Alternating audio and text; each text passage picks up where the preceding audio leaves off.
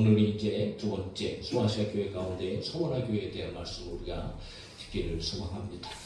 자, 지역을 보면 우리가 지난번에도 보았지만 저렇게 반모섬이 왼쪽에 조그만 섬이 있고 거기서 나오면 제일 먼저 보이는 교회가 에베소 교회, 그 위로 스모나 교회, 그리고 버가모, 시가방향으로부터 나누어서 드아드리아, 사대 필라델비아, 그리고 라오디게아 이 일곱 교회 하나님께서 편지를 써라. 그래서 이제 편지를 보내게 되어지는데 오늘은 서머나 교회 두 번째 교회죠. 에베소 북쪽으로 한 80km 떨어진 교회입니다. 자, 지금 그 교회터가 어떻게 변해졌는가? 요즘 근래에 바로 이렇게 되어져 있습니다. 저 위에 이제 기둥이 보이는데 교회터에서 나온 거라고 이제 기둥밖에 없고 완전히 사실 소아시아에 가면 일곱 교회가 완전히 다 사라졌습니다. 지금은 없습니다. 거의 교회가 존재하지 않습니다. 참 비참한 현실이지만 그러나 예전에 2000년 전에 그곳에 복음의 씨앗을 뿌렸던 그 복음의 능력이 나타났던 그런 도시 중에 하나였는데, 자, 에베소로부터 북쪽 한 80km 정도, 그리고 여기는 항구 도시입니다. 그래서 아시아의 부석이라는 아주 아름다운 곳입니다. 그리고 이곳에는 향료, 값비싼 향료가 참 많이 이제 만들어져서 수출되어지는, 그래서 과학도 발달됐고 의술도 발달된, 그래서 사회적으로나 경제적으로나 어떤 이런 면에 있어서는 아주 부유한 곳입니다. 대부분 부유한 도시입니다.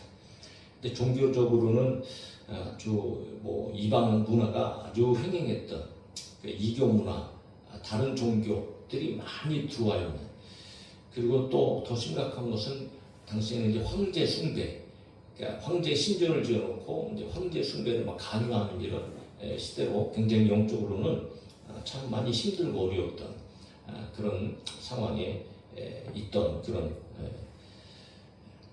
서머나 교회였다.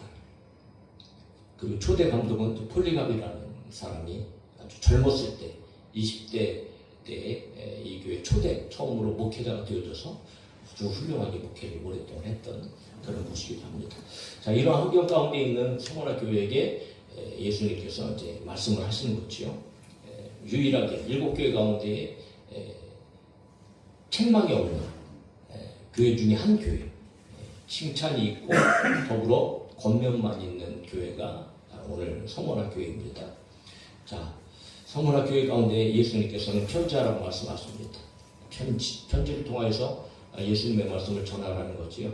그것이 이제 오늘 복음이 되어져 갖고 우리 성경에 기록이 되어져 있는데, 사실 이 성경 자체가 오늘 저와 여러분들이 주시게 하나님의 편지다. 할렐루야.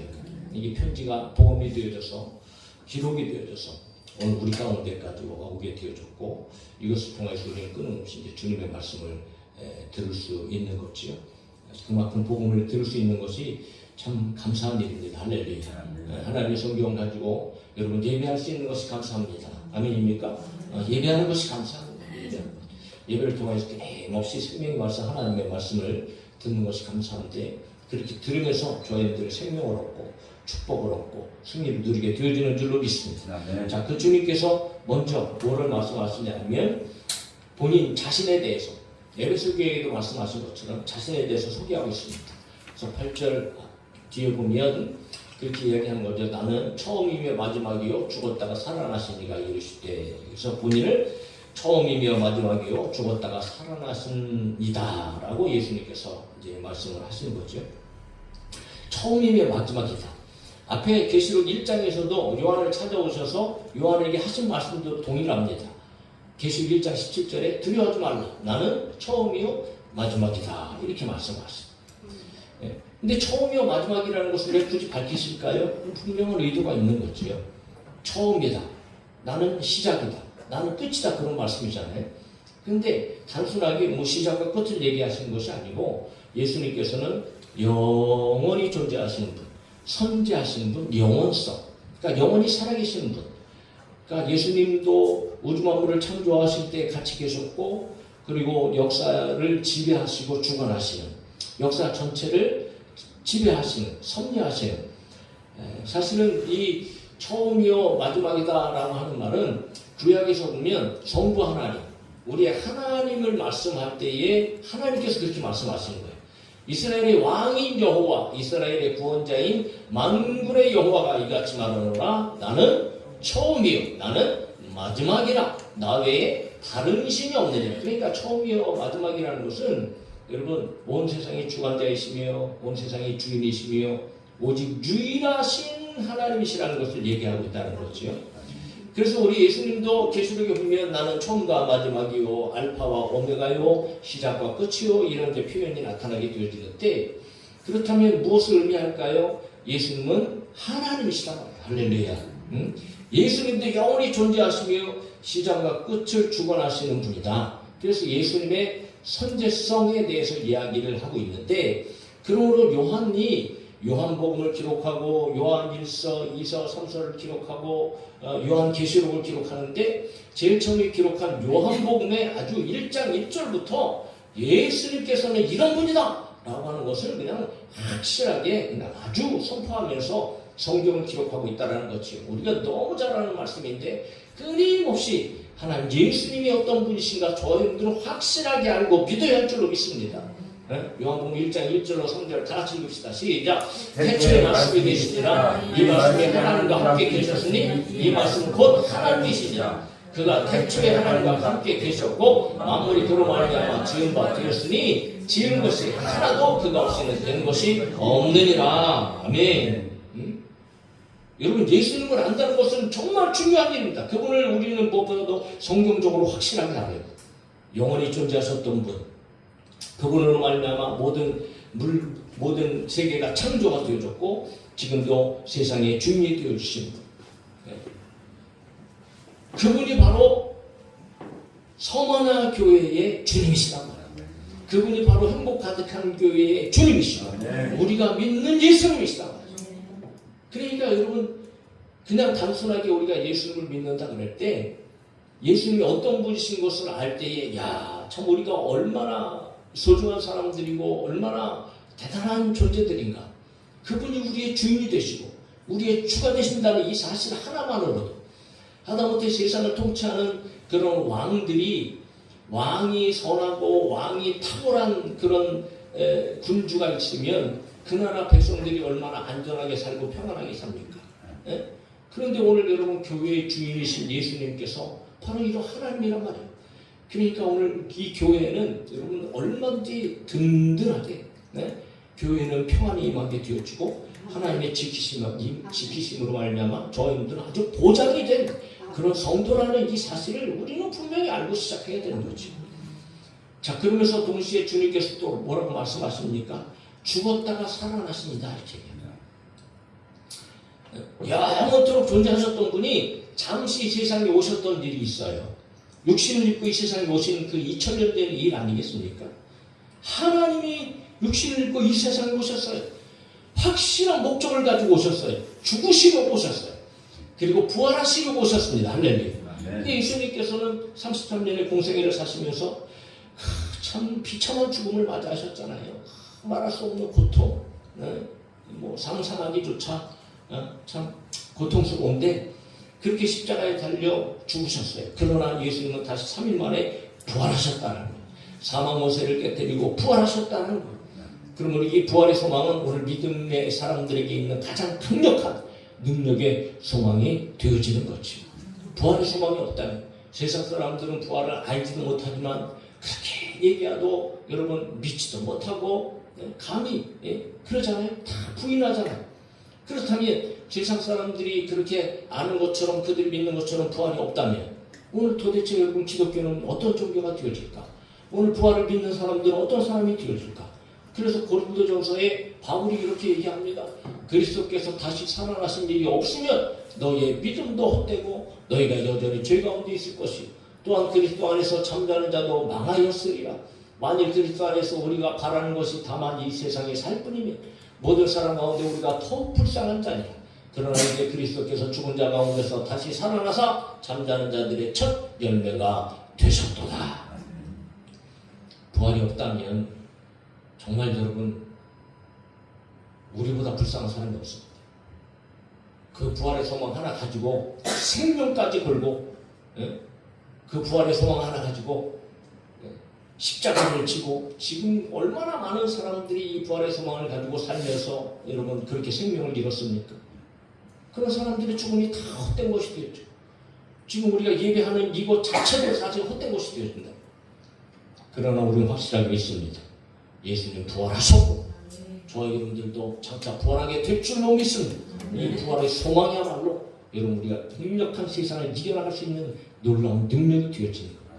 그래서 예수님은 2000년 전에 육신을 입고 오셔서 우리 죄를 위하여 십자가에 달려 죽으시고 부활하셨다. 이것이 복음의 핵심 아닙니까?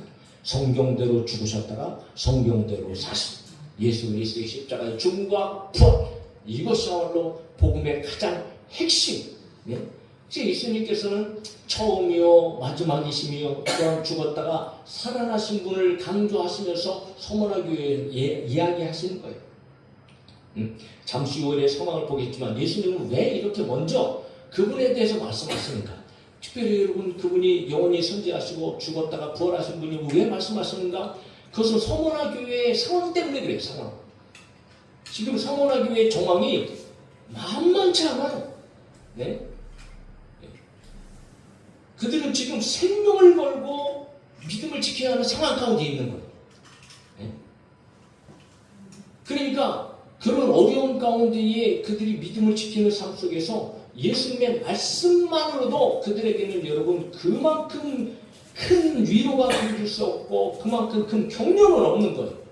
네? 그럼 우리 예수님께서는 먼저 자신을 소개하신 후에 서머나 교회에 대해서 말씀하신단 말이에요. 뭐라고 말씀하세요? 8절을 시작하면서 내가 내 환난과 궁핍을 안다 그렇게 말씀하세요. 아신다는 거예요.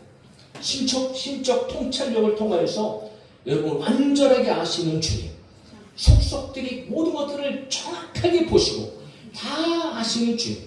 오늘도 우리가 여러분 여러 가지 힘들고 어려운 일들이 있잖아요. 여러분 주님은 보십니다. 주님은 다 아시고 계신다는 거예요. 네. 누가 내 사정을 알아준다는 거 하나만으로도 위로가 되어지는데 그렇잖아요. 네? 갑갑하고 답답하고 참 힘들고 어려워. 아무도 내 사정 모르는 것 같고 내 아픔 모르는 것 같고 고통을 모르는 것 같고 얼마나 여러분 고통스럽고 힘들고 어렵습니까? 그런데 하나님께서 내 사정을 아신다. 그 아신다는 것 자체만으로도 얼마나 큰 위로입니까? 그런데 예수님께서 무엇을 아신다고 말씀하세요? 구체적입니다. 내 환난을 한다. 내 궁핍을 한다 말씀하세요. 그들이 여러분 얼마나 예수를 믿는 삶 가운데 큰 고통 가운데 놓여 있는지 이 환난이라는 것은요, 우리가 성경에서도 이제 환난, 고난 뭐 이런 이야기를 듣지만 그냥 단순하게 아유 조금 어렵구나, 조금 힘들구나 이런 여러분 상황이 아닌 거예요. 환난이란 말 자체 안에도 무슨 의미가 있냐면 무거운 물건에 아주 짓눌려 갖고 부서지듯 박살나는 상황을 환난이라고 얘기하는 거예요. 그러니까 그들의 압박, 그들의 박해, 그들의 고통은요 정말 말할 수 없는 그런 여러분 정말 그런 안에 부서지듯이 그런 고통과 그런 환난을 당하고 있었다는 거죠. 그런데 예수를 믿고 살아가는 그들 가운데에 이 과정 속에서 예수님의 이름을 위하여서 그들은 그런 고난을 당하고 있는 거예요. 그런 환난을 당하고 있는 거예요. 가지각색의 압박과 박해와 고통의 환난이 그들의 삶 가운데 있었다는 거지. 그뿐만 아니고 궁핍했다는 것은요 실제적으로 물질적인 어려움을 당했다는 겁니다. 물질적인 궁핍. 그래서 우리는 신앙생활을 하다 보면 믿음 지키기 위해서 환난과 핍박이 오면 반드시 여러분 궁핍이라는 것이 따라오는 것을 알게 되어줍니다. 궁핍이 가속화되어진다는 거죠. 네. 앞에서도 우리가 보았지만 서머나 지역이 어떤 지역이라고요? 부유한 지역입니다. 그들이 얼마든지 부유하게 살 수 있는 사람들이었어요. 전에는 그렇게 살았을 겁니다. 그런데 예수님을 믿고 나서 예수님 때문에 그 믿음 지키다 보니까 여러분 황제 숭배도 거절해야 되지, 여러 가지 이단들과 이교들부터의 이 관계도 여러분 정말 철저하게 배제하면서 과거의 삶을 그들이 살아가지 않으니까 그런 이교도들의 여러분 많은 공격들 그리고 황제 숭배를 거절하니까 실제적으로 경제적으로 사회적으로 가지각색의 압박들이 들어오고 어려움들이 들어오고 제재가 들어오니까 경제적으로도 그들이 힘들게 되어지는 상황이 되어진 거죠. 그러니까 실질적인 가난에 처하게 되어진 거예요. 네. 하나님을 대적하는 나라들을 보면 뭐 그들에게 동조하는 사람들은 편한 것 같고 배부른 것 같고 뭐 그렇게 살잖아요. 그런데 그 가운데에서도 아주 대놓고 고통을 당하는 사람들은 꼭 믿음의 사람들, 예수 믿는 사람들. 그런데 이런 일들이 오늘 우리 가운데도 현실적으로 지금도 우리는 그런 일을 꼭 당하고 여러 가지 면에서 당하고 있기도 하고 앞으로도 여러분 이런 일들이 우리 가운데 우리는 지금 이런 일들을 보고 있지 않습니까? 그런 현재 상황 속에서 살고 있지 않습니까? 교회를 무너뜨리기 위한 공격들이 이미 시작되어졌고 끊임없이 그리고 환란은 점점 더 가중되어져 있고 정치적으로도 궁핍의 시대 이것이 우리 앞에 여러분 얼마든지 다가올 수 있는 상황이 우리 앞에 지금 펼쳐지고 있는 거예요. 그런데 보세요. 여러분 누가 아시고 계십니까? 주님께서 아시고 계십니다. 하나님 보고 계신다고. 그 믿음 때문에 예수 그리스도의 이름 그 믿음 때문에 신앙 때문에 때로는 예배를 드리려고 물질을 포기하고 때로는 하나님 붙잡고 살려고 많은 사람들로부터 미움을 받고 이런 공격을 받고 그런 어려운 가운데 있다 할지라도 기억하십시오. 예수님 보시고 계시고 예수님 아시고 계신다. 그러면 실제적으로 다른 사람들이 볼 때는 참 멍청하죠. 왜 그렇게 살아? 왜 그렇게 고통당하며 살아? 얼마든지 편하게 살 수 있는데 부유하게 살 수 있는데 왜 그렇게 가난하게 살아? 왜 그렇게 힘들게 다른 사람들로부터 핍박을 받으면서 살아? 세상 사람들은 그렇게 생각할 수 있겠지요. 그러나 예수님께서 보시는 관점은 달라요. 세상 사람들은 실패한 사람들이야. 너희는 망한 사람들이라고 얘기할 수 있지만 예수님께서 보실 때 평가는 어떻게 하시고 계십니까? 실상은 내가 부유한 자라 이렇게 말씀하시는 거예요. 할렐루야. 네. 여러분 영적으로 저와 여러분들이 부유한 것이 과연 어떤 부유함을 누려야 되는지 확실하게 실상은 내가 부유한 자. 사실은 실제적으로는 사람들이 볼 때는 너희가 실패한 사람 같아도 실제적으로는 너희가 부유한 자라 이렇게 얘기하는 거예요. 그렇다고 물질로 부유한 것을 얘기하시는 것은 아니지요. 영적으로 부유한 자. 사랑하는 성도 여러분, 물질에 부유한 자가 아니고 영적으로 부유한 저와 여러분들이 되어질 수 있기를 예수님의 이름으로 축복합니다. 네. 이것은 장차 우리가 보겠지만 라오디게아 교인들하고는 완전히 거꾸로 됐어요. 라오디게아 교회는요 얼마나 부유했는지 몰라요. 성도들이 정말 화려하게 살았습니다. 그런데 예수님의 그들을 대하는 예수님의 말씀은요 너희는 가난한 자라고 얘기해요. 그런데 오늘 성원학교의 성도들은 그렇게 환난과 핍박 가운데 실제적으로 가난한 삶을 살았지만 예수님께서 보실 때는 너희는 실제적으로는 부유한 자라. 오늘도 여러분 이런 교회들이 우리 모습 가운데 그냥 보여주고 있습니다. 부유하지만 가난한 교회가 있고 가난하지만 부유한 교회가 있는 거예요. 예? 건물은 커요. 화려합니다. 얼마나 많은 사람들이 모입니까? 그런데 그 안에 들어가 보면 싸우고 다투고 미워하고 이리저리 갈라지고 그러나 작고 연약하고 보잘것없는 성도들이 모인 교회지만 그 안에 들어가 보니까 사랑이 있고 기쁨이 있고 행복이 있고 즐거움이 있고 하나님을 믿는 믿음으로 살아가려고 여러분 지금 믿음의 싸움을 살아가는 사람들 주님께서는 도대체 어떠한 교회를 부유한 교회라고 말씀하실까요? 오늘 우리 행복가득한 교회가 저와 여러분들의 신앙이 우리 주님께서 보실 때 부유한 교회 부유한 성도들이 되어질 수 있기를 예수님의 이름으로 간절히 소망합니다. 그런데 엎친데 덮쳤다고 여러분 그 정도의 어려움이 아니고 또 다른 어려움이 있었다는 거예요. 그래서 9절에 보면 하반절에 보면 어떤 어려움이 있습니까? 자칭 유대인이라 하는 자들의 비방도 알거니와 예수님께서 또 하신 것이 있어요. 자칭 유대인이라 하는 자들의 비방도 알거니와 그런데 실상은 그들은 어떤 존재인가? 유대인이 아니고 사탄의 회당이라고 그렇게 말씀하셔요. 자칭 유대인. 예? AD 한 70년경에 예루살렘이 함락을 당합니다. 예루살렘이 완전히 무너져요. 그리고 많은 사람들이 다 뿔뿔이 다 흩어져 버립니다. 그런 흩어진 자들 가운데 오늘 서모나 지역에 와 있는 많은 유대인들이 있었어요. 그들은 혈통상 아브라함의 자손이지 않습니까? 자신이 아브라함의 자손으로 그렇게 선민 사상을 가지고 똘똘 뭉쳐갖고 회당을 세워놓고 그 회당을 중심으로 말이지 강력한 세력을 형성하고 계셨다는 거예요.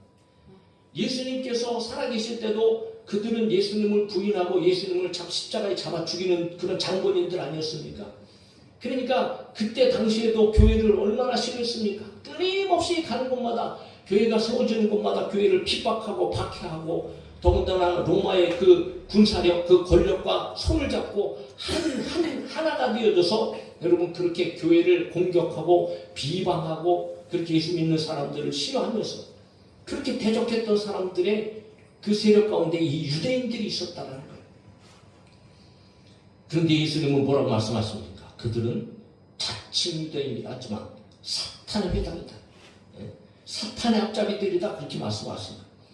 그런 가운데 고통 속에 있는 서머나 교회의 성도들을 예수님께서는 보시고 계시고 아시고 계시다는 거예요. 네? 그러니까 여러분 사실은 칭찬인 말씀인 거죠. 야, 너희들이 지금까지 참 그런 가운데서도 믿음을 지키려고 그렇게 너희들이 살았으니 얼마나 너희들이 참 좋은 자들이냐. 예? 그렇게 예수님께서 사실 칭찬의 말씀을 하시는 거예요. 오늘 역시 마찬가지입니다. 저희들이 칭찬받는 교회, 칭찬받는 성도들이 되기를 바라고 칭찬받는 성도들이 되어줘야 할 줄로 믿습니다. 그러면 그 정도로 여러분 칭찬받았으면 그러면 앞으로는 정말 좋은 일만 있으면 얼마나 좋을까요? 아, 참 안타깝습니다. 그런데 그런 권면의 말씀을 예수님께서 격려의 말씀을 하시면서 또한 앞으로의 삶을 그들에게 권면하시는데 그런데 한편으로 보면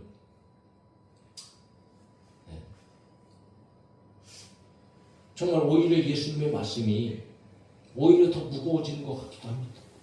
왜? 예수님의 말씀은 앞으로 너희가 당할 환난은 지금과는 비교할 수 없는 거야. 끝이 아니야. 더 큰 환난을 만나게 될 거야. 그렇게 말씀하시면서 지금까지 너희가 그렇게 영적으로 부유한 자로 살고 있는데 그런 너희가 살았던 삶을 너희는 앞으로 끝까지 지켜야 돼. 그렇게 예수님 말씀하시는 거예요. 그래서 10절에 보면 예수님의 말씀이죠. 너는 장차 받을 고난을 두려워하지 말라. 볼지어다 마귀가 장차 너희 가운데서 몇 사람을 오게 던져 시험을 받게 하리니 너희가 10일 동안 환난을 받으리라. 내가 죽도록 충성하라. 그리하면 내가 생명의 관을 내게 주리라. 그렇게 말씀. 여러분 이 예수님의 말씀이 저와 여러분 가슴속 깊이 새겨질 수 있기를 갑자기 소망합니다. 현재 환난과 궁핍을 다 아시고 계십니다. 그런데 그것보다도 더 큰 환난이 너희 가운데 올 거야. 그러나 예수님 말씀하시죠. 두려워하지 말라. 사랑하는 성도 여러분, 두려움이 떠나기를 간절히 소망합니다. 두려워하지 마시길 바랍니다. 오늘 우리 가운데 일어난 일들을 통하여서도 앞으로 그런 일을 만나더라도 저와 여러분들은 두려워하지 않는 성도들이 되어줘야 할 줄로 믿습니다. 왜냐하면 그 모든 일들은 마귀가 역사하는 일들이라 말입니다. 네? 그리고 그 시험은 예수님께서 말씀하시든지 몇 사람을 마귀가 오게 던져 시험을 받게 한다. 이렇게 말씀하셨어요. 오게 던지는 시험. 감옥에 들어간다는 거죠. 그런데 이거는 뭐 문자 그대로만 감옥에 들어가는 일만 있을 것을 얘기하는 것이 아니죠. 극심한 환난, 고난, 심지어는 생명을 잃는 일까지 일어나게 될 것이다. 네. 그런데 그 배후에 누가 있다고요? 마귀란 마귀. 네, 마귀. 이 마귀란 존재는요, 하여튼 예수님 오실 때까지만 발악을 할 겁니다. 예수님 오실 때가 가까우면 가까울수록 더 발악을 할 겁니다. 네? 부르짖으며 울부짖으며 손길자를 찾고 다니면서 가지각색의 방법을 통해서 교회를 무너뜨리고 믿음의 사람들을 쓰러뜨리고 넘어뜨리려고 하는 이런 강력한 공격들이 여러 가지 혼란과 여러 가지 어려움 가운데 정치 체제를 통하여 사람들을 통하여 환경을 통하여 끊임없이 우리들을 공격하게 될 거예요. 그러므로 여러분 저와 여러분들은 영적인 싸움을 끝까지 싸워야 됩니다. 할렐루야. 끝까지 싸워야 돼. 끝까지. 네. 그런데 예수님의 말씀처럼 여러분 실제적으로 소모나 교회에 그런 일들이 그렇게 환난이 받은 사람들이 있었다라는 거예요. 그 대표적인 사람이 초대 감독, 초대 목사님이었던 폴리감이라는 목사님. 이 폴리감 목사님은 로마 황제 마르쿠스 아우렐리우스라고 하는 이 황제 치하에서 주후 155년경 순교하게 됩니다. 그때 나이가 86세. 그러니까 20대 때에 목사가 되어져서 여러분 한 60년 이상을 목회를 하고 이제 연세가 많이 드시는 분 아닙니까? 그런데 그 고령에도 불구하고 여러분 그 환난을 끊임없이 참으면서 성도들을 격려하고 그리고 종전을 끝까지 지키다가 결국 순교한단 말이에요. 그만큼 강력한 공격이 있었다는 거죠. 그런데 그 순교하는 장면이요 참 비참합니다. 네. 폴리갑을 잡으려고 혈안이 돼 있어요. 그래서 두 젊은이를 잡습니다. 두 젊은이를 잡아갖고 폴리갑의 은신처를 알아내기 위해서. 그런데 둘 중에 하나가 그 고통을 이기지 못하고 그 은신처를 발설하게 되었죠. 그래서 군사들을 데리고 폴리갑이 있는 곳으로 여러분 달려갑니다. 근데 폴리갑에게는 이미 다른 사람들이 당신의 은신처가 발각됐습니다. 폴리갑 빨리 피하세요. 라고 여러분 강력하게 주장을 했지만 그러나 폴리갑의 한마디는 하나님의 뜻대로 될지어다 라는 말을 통해서 피하지 않습니다. 그리고 그를 잡으러 온 군사들을 아주 친절하게 맞이합니다. 문까지 열어주면서 친절하게 맞이하고 거기에다가 마실 것까지도 제공. 그러면서 한 가지 부탁합니다. 1시간만 기도하게 해달라고. 그리고 1시간 동안 열정적으로 기도합니다. 그 열정적인 기도하는 모습을 보고 몇몇 군사들, 몇몇 군인들을 큰 가책을 느껴서 회개까지 했다고 합니다. 그리고 폴리갑은 기도를 끝나고 여러분 끌려갑니다. 원형 경기장으로 끌려갑니다. 로마 시대에 아주 유명한 원형 경기장. 수없이 많은 사람들이 비참하게 죽어갔던 바로 그곳입니다. 군중들 앞에서 총독은 그에게 회유합니다. 황제에게 맹세하고 예수를 저주하며 살려주겠다. 그러나 폴리갑은 단호하게 거절합니다. 나는 86년 동안 하나님을 섬겼지만, 주님을 섬겼지만 단 한 번도 그분은 나에게 잘못하신 일이 없습니다. 그런데 내가 어찌 그 주님을 부인하겠습니까? 그 주님을 저주하겠습니까? 나의 왕을 모독할 수 있겠습니까? 그러면서 당신도 예수님 믿으시오. 총독은 겁박을 주지요. 여기 지금 맹수들도 있다. 너를 불에 태워 죽일 수도 있다.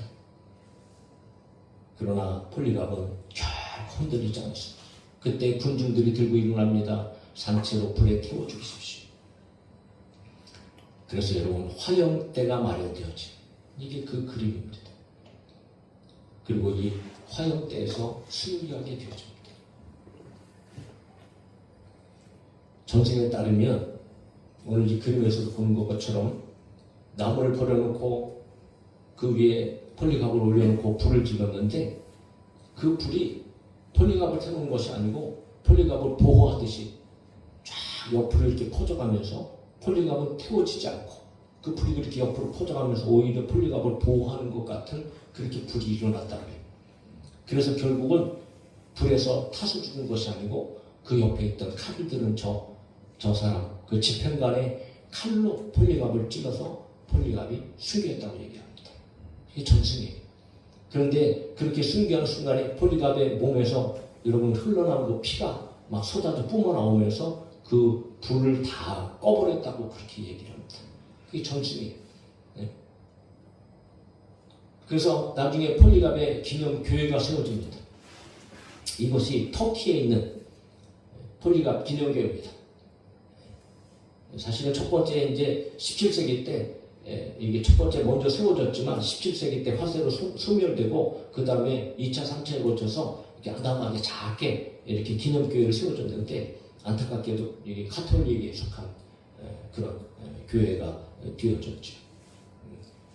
자, 여기 가면 폴리갑의 생애와 관련된 성화들이 벽면을 채우고 있고 순교 장면도 벽면에다가 이렇게 그림을 그려놨다고 아까 그 그림이 이제 이 교회 안에 있는 것으로 그렇게 생각이 되어집니다. 자, 이처럼 실제적으로 여러분 예수님께서 말씀하신 것처럼 그런 일이 벌어지고 있는 당시의 상황이었다는 거죠. 그럼에도 불구하고 폴리갑은 여러분 생명을 걸고 죽음을 두려워하지 않고 여러분 예수 그리스도를 믿는 믿음으로 그가 승리하게 되어졌다라는 거예요. 그런데 예수님께서 뭐라고 말씀하세요? 이런 일이 있을 거야. 그러나 그 기간은 10일 동안이 될 거야 라고 말씀하세요.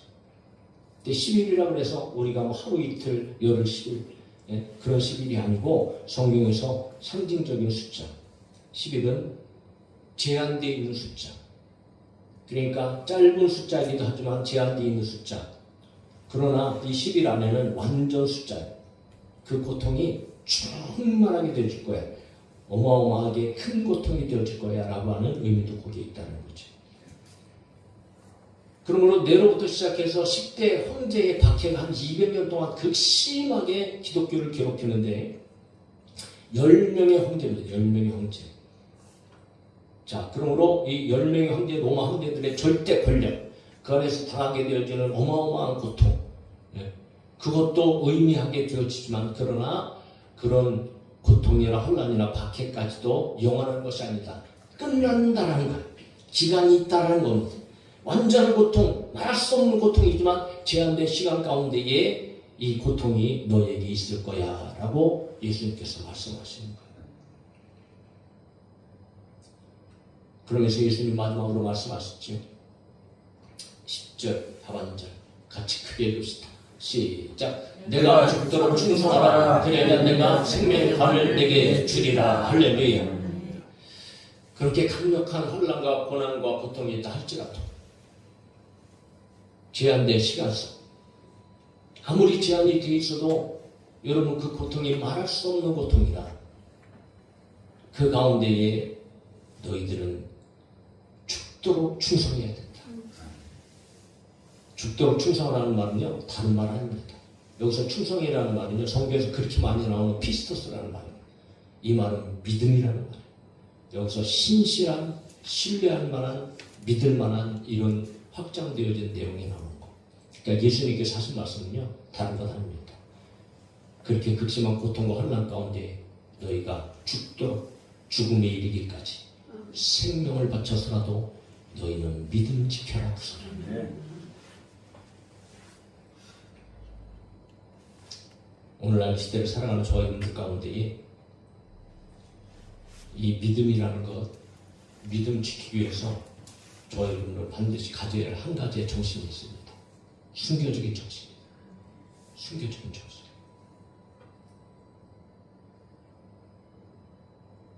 믿음 가지고 살아가면서 조금만 힘들고 어렵고 고통스럽고 괴로운 일들이 일어나면 뭐 뒤도 안 돌아보고 여러분 예수님 떠나고 믿음 떠난 사람들이 한둘입니까? 그런데 실제적으로 우리 가운데 이런 일들이 겪게 되어진다면, 일어나게 되어진다면 뭐 말할 수 없을 겁니다.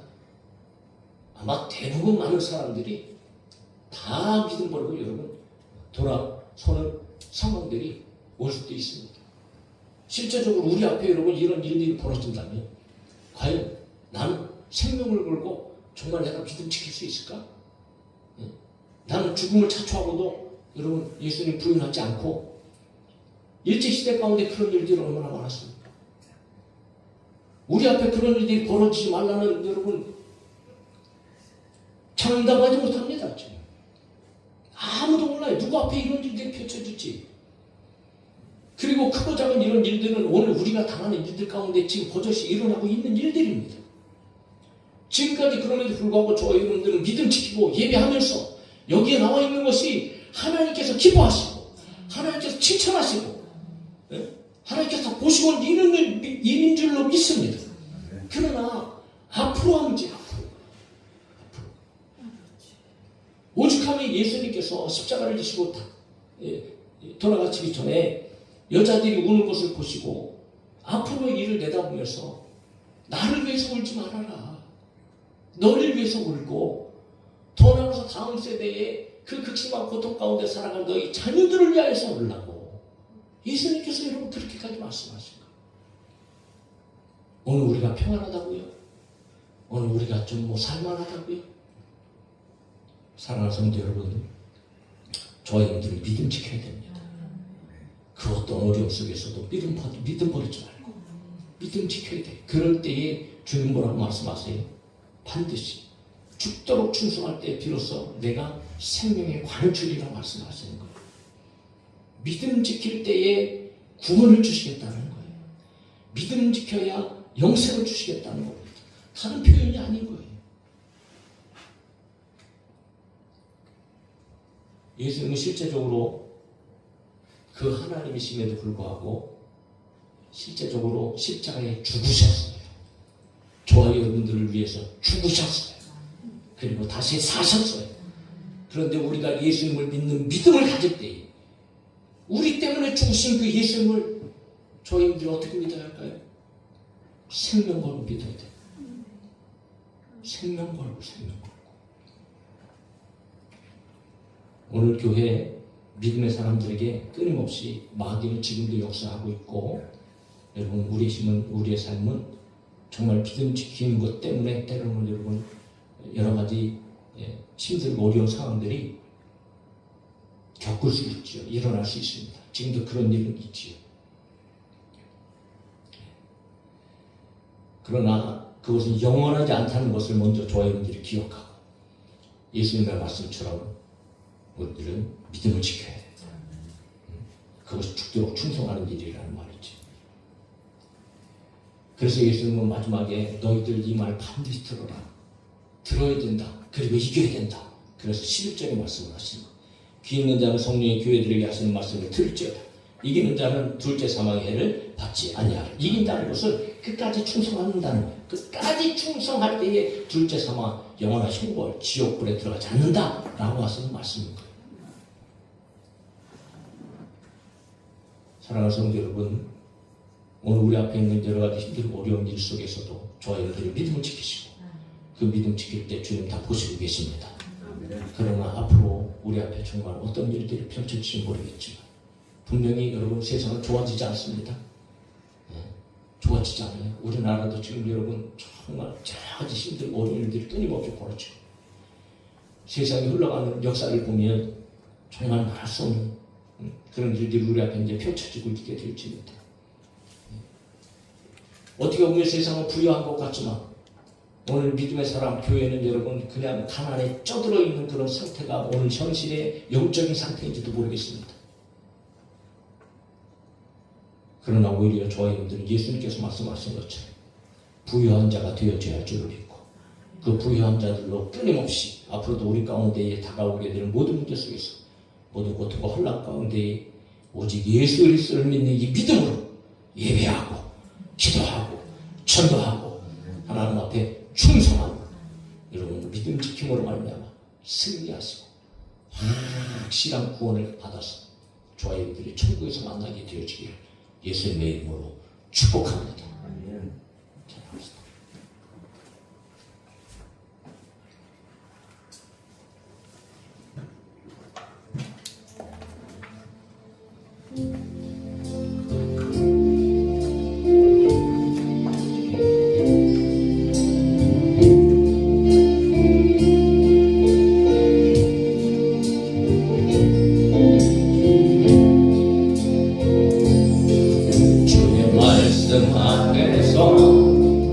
당신은 참된 예배자 더욱 찾으시도록 하나님의 기쁨. 한 번 더 주의 말씀 앞에서 당신은 참된 예배자 더욱 찾으시도록 하나님의 기쁨. 이 세상을 향한 거룩한 생명이 되어 이 세상을 위한 구원의 소망 되어 영원한 하나님의 나라 함께 세워가리.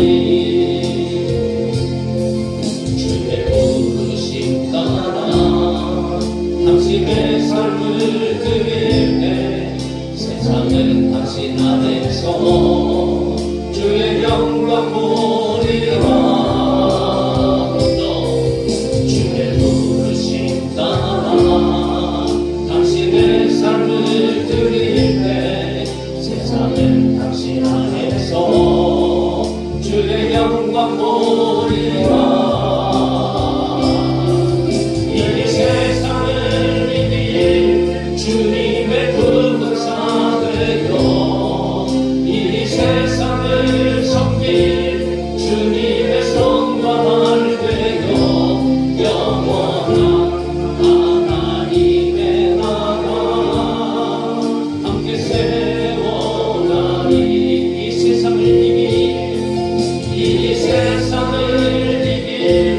주님